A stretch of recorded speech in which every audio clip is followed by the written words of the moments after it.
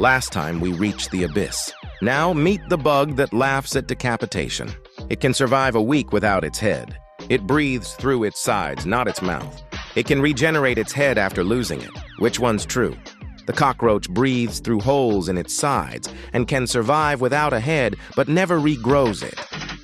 A roach head can live separately for hours and even bite.